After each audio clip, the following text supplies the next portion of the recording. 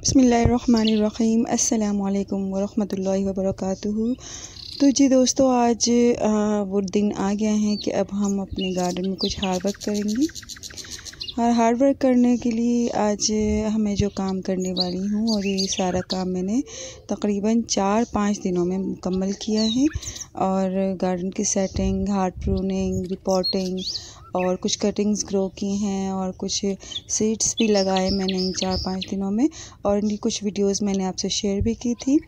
और अब मैं करने वाली हूँ कुछ प्लांट्स की हार्ड प्रूनिंग। जो प्यारी खूबसूरत सी मेरी बेलें हैं वो सारी अब अपना जो गर्मियों का मौसम है वो मुकम्मल करने के बाद सर्दियों में दाखिल होते होते अपनी डोमेस्टिक पीरियड में जा रही है, यानी कि वो आराम करेंगी।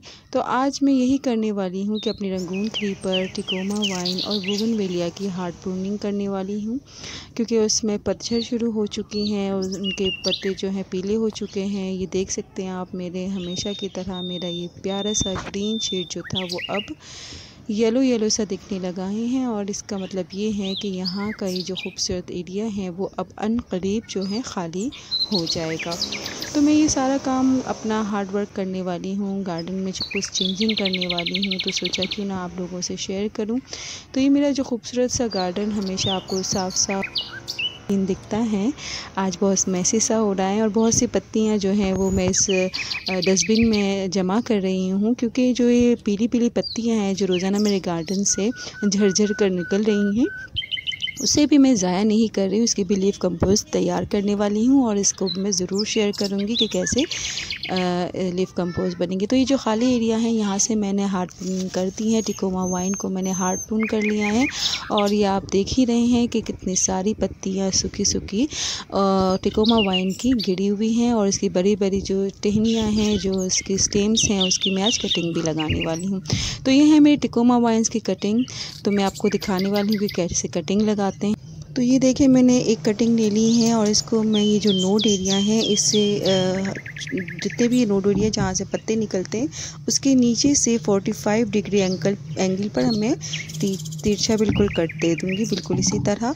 ये देखें आप, ये एक कटिंग मैंने रेडी कर ली है और ये बिल्कुल इसका तिरछा कट है।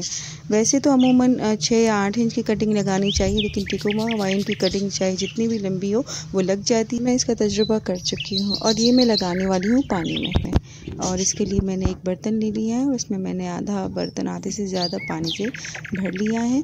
और इसकी भी लंबी टहनियाँ जो हैं वो मैं पानी में लगा रही हूँ, और फिर इसका रिज़ल्ट भी मैं आपसे ज़रूर शेयर करूँगी। इसकी पूरी अपडेट मैं आपसे अपडेट दूँगी कि किस तरह ये कटिंग लगी है या नहीं, कामयाब हुई या नाकाम हुई है। तो चले अब मैं लगाती हूँ मिट्टी में कि कटिंग जो बाकी की कटिंग है वो मैं मिट्टी में लगाने वाली हूँ। तो चले फिर लगाते हैं। तो ये सारी कटिंग्स मैंने तिरछे कट कर ली है इसके, जैसे कि मैंने आपको बताया काट कर के किस तरह तिरछा कट देना है। इसके लिए मैंने ये एक देख सकते हैं आप, वेस्ट जो कलर का डब्बा होता है वो मैंने ले लिया, उसमें कुछ होल्स भी कर लिए हैं, छोटे होल्स मैंने एक कील की मदद से इसे कर ली है। और पानी भी मैंने मिट्टी भी इसमें भर ली है। और इसी तरह मिट्टी भरने के बाद फिर मैं ये सारी कटिंग्स इसमें लगा रही हूँ 1 बाय 1। देख लें आप, बिल्कुल इसी तरह सीधा इसको नीचे आप कम से कम 2 इंच तक ज़रूर इन कटिंग्स को दबाएं और बिल्कुल फिक्स कर लें इस सारी कटिंग्स को लगाने के बाद। तो ये ऑलमोस्ट मैंने सारी कटिंग लगा दी और अच्छी तरह इनको दबा दिया है ताकि ये अपनी जगह से हिले ना हो, और पानी भी मैंने इसमें दे दिया है। तो अब हम आ गए हैं दूसरे दिन मैंने की है रिपोर्टिंग रंगून क्रीपर की। तो मैंने अपने रंगून क्रीपर को रिपोर्ट किया, और मेरा ये गमला इसको रिपोर्टिंग करते करते टूट गया। ये ऐसा था, बिल्कुल इतना प्यारा गमला था, और जब मैंने इसको रिपोर्ट किया तो ये टूट गया क्योंकि रूट बाउंड हो गया था। और मैंने इसको एक कलर की बाल्टी में शिफ्ट कर दिया, इस गमले से निकाल कर इस कलर की बाल्टी में मैंने इसको शिफ्ट कर दिया, ताकि ये अच्छी तरह से अपनी ग्रोथ जो है स्टार्ट करे और इसकी हेल्थ भी अच्छी हो। और ये देखें, ये दूसरे दिन का सारा जो वेस्ट है, पत्तियाँ हैं सूखी, मैंने इसी डस्टबिन में जमा कर ली हैं। ये देखें रिपोर्टिंग के बाद मिट्टी है। ये मेरा अभी पूरा एरिया आज जो मैं है कट करने वाली हूँ, ख़त्म करने वाली हूँ। और हार्ड प्रूनिंग आज मैं रंगून क्रीपर जो मेरी दूसरी जो मैंने आपको दिखाई थी मटके में लगी हुई है, बोगनवेलिया, ऑरेंज वैरायटी और ग्लोई वाइन, इन सब की मैंने हार्ड प्रूनिंग कर ली है। और हार्ड प्रूनिंग के बाद बड़ी मुश्किल और बड़ी मेहनत के बाद मैंने हार्ड प्रूनिंग कर दी। और देखिए खाली हो गया है मेरा पूरा एरिया। तकरीबन मेरी एक बोगनवेलिया की जो ये ऑरेंज वैरायटी थी उसको मैंने हार्ड प्रून कर लिया है। वो ये बहुत लेगी सा हो रहा था, बिल्कुल ऊपर 12 फीट ऊपर ये चली गई थी। ये देख सकते हैं इसकी एक स्टेम ऊपर अभी भी लगी हुई है, जो कि मेरा हाथ नहीं गया तो वहीं रह गई, लेकिन मैंने इसको कट कर लिया है। और ये है मेरी गिलोय की वाइन। गिलोय की वाइन को भी मैंने तकरीबन हार्ड प्रून कर दिया है।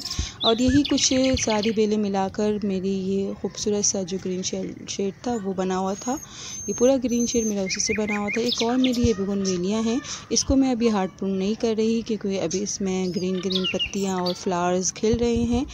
और जब मैं इसके हार्ड प्रून करूँगी तो इसको भी मैं कटिंग से लगा दूँगी। तो यहाँ पर लगी तमाम बेलों की कटिंग मैंने लगाई है और इसकी अपडेट भी मैं आपको ज़रूर दूंगी। मतलब प्रूनिंग के बाद कटिंग को ज़ाया नहीं किया। और ये मेरी बेल आप देख सकते हैं, ये है मेरी अंगूर की बेल यानी ग्रेप वाइन, जो कि यहाँ पर धूप ना होने की वजह से फ्रूटिंग नहीं हो रही है, तो मैं इसकी जगह चेंज कर दूंगी। और देखें ये यहाँ पर किस कदर पीले पीले पत्ते गिरे हैं और ये सारे पत्ते की कंपोस्ट बनाने वाली हूँ मैं, और ये भी ज़ाया नहीं जाने वाली है। तो ये रंगून क्रीपर की हार्ड प्रूनिंग कर ली है और अब इसी में से बहुत सी कटिंग्स निकलने वाली हैं। और अब इसी में से मैंने सारी कटिंग काट कर लगा दी है ताकि मज़ीद मुझे पौधे मिल सके मेरे इस देखते हैं कि मेरी कितने पौधे मुझे इस कटिंग से कामयाबी के साथ मिलते हैं। मैंने सारी कटिंग इसमें लगा ली और अपनी इसको मिट्टी में ग्रो करने वाली हूँ। ये देख लें सारी बाल्टी में मैंने इसलिए भर लिया ताकि इसके जो मॉइस्चर है कटिंग का वो बरकरार रहे और वो सूखने ना पाए। कुछ देर बाद मैंने इसको मिट्टी में ग्रो कर लिया है। देखिए आप, बिल्कुल इसी तरह मैंने जैसे टिकोमा वाइन को ग्रो किया था बिल्कुल वैसे ही ग्रो किया है। और इसके ऊपर एक पॉलीथीन की शॉपर जो होती है वो मैंने इसके ऊपर लगा दी है, इसी तरह बिल्कुल। तो ये ख़त्म हुआ मेरा काम दूसरे दिन का और हम आ गए हैं आज तीसरे दिन। और अब्दुल्ला मुक़द्दस मेरी हेल्प कर रहे हैं और आप सब सलाम दे रहे हैं। तो ये देखिए मेरे सारे जो मैं डेकोरेशन के लिए अपने पत्थर यूज़ करती हूँ वही पत्थर वो सारे मुझे समेट के दे रहे हैं और माशाल्लाह मेरी बहुत हेल्प कर रहे हैं। तो मैं करने वाली हूँ कुछ चेंजिंग आज तीसरे दिन, यानी यहाँ पर मैं ये अपना जो परिंदों का पिंजरा है वो यहाँ से हटाकर वहाँ रखने वाली हूँ। और वहाँ के तमाम जो पौधे हैं और ये जो बाकी की सेटिंग है ये सब मैं कुछ इधर उधर करने वाली हूँ। तो आज कुछ ज़्यादा ही थकने वाला दिन है। तो इन सब को करने में मुझे कम से कम 2 दिन लग गए, इन पूरे फैलावे को समेटने के लिए और सारी सेटिंग चेंज करने में पूरे 2 दिन लग गए मुझे। और ये देखें मेरे बटरफ्लाई पी में कितना खूबसूरत ब्लू कलर का फ्लावर खिला है। और ये देखें ये मेरे 5वें दिन का मैं आपको कुछ अपडेट दे रही हूँ।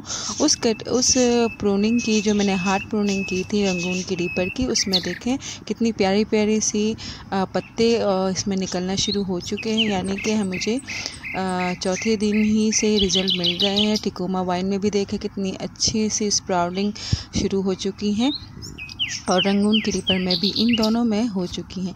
तो ये देख लीजिए मुकम्मल मेरे काम तकरीबन हो चुका है। और ये मेरे गार्डन का आप देख लें, इंतहाई थकन के बाद ये 5वें दिन का मैं आपको रिज़ल्ट दिखा रही हूँ। मैंने अपने पिंजरे की चेंजिंग कर दी है, जो यहाँ रखा हुआ था और अब वो यहाँ आ गया है।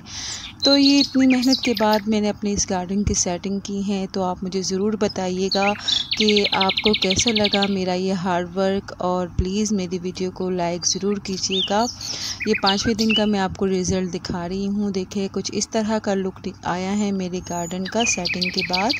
और बहुत से और काम हैं, मतलब अब मैंने विंटर की सेडलिंग की हैं फ्लावर्स की, उसको भी मुझे काम में लगाना है। और ये देखें मेरा पूरा खाली सा ये मेरा जो ग्रीन शेड था वो बिल्कुल ख़त्म हो गया है। और ये देखें ये जो बिल्कुल ये जो टावर नज़र आ रहा है ये मेरा प्रोचुला का टावर है, यानी मोस रोज़ का टावर। 9 o'clock भी इसको कहा जाता है। ये देखिए ये पूरा मैंने गर्मियों में बहुत ही खूबसूरत लुक दे रहा था, और ये मेरे ग्रीन शेड जो था 3 बेलों के साथ जो मैंने बनाया था बिल्कुल उसके नीचे रखा था, और उसी की सीध में मैंने मेरे सारे फ्रूट प्लांट्स रखे थे जो कि मैंने अब अपने लेफ़्ट साइड पे रख दिए हैं, और बीच की जगह जो है वो बिल्कुल मैंने खाली कर दी है। ये देखें ये सब खाली हो चुका है, और ये मेरा टावर बिल्कुल सामने रखा हुआ था, अभी मैंने इसको बिल्कुल सेंटर में कर दिया है। अब उसे क्या करना है हम बाद में देखेंगे। बिल्कुल बीच में से मेरा गार्डन खाली हो गया है। अगर आपने मेरा पिछला गार्डन देखा है तो आपने देखा होगा कि बिल्कुल बीच में मेरे जो फ्रूट्स प्लांट थे वो रखे हुए थे, और अब ये मेरे गार्डन का लुक है, ये देख लें आप। अब चलें पिछले गार्डन में चलते हैं समर के। जी हाँ, तो ये है मेरा गर्मियों का गार्डन जो कि मैंने अक्सर आपको अपनी वीडियोस में दिखाती रहती थी, और अब ये लुक आपको देखने को नहीं मिलेगा क्योंकि ज़ाहिर है सेटिंग चेंज हो गई है।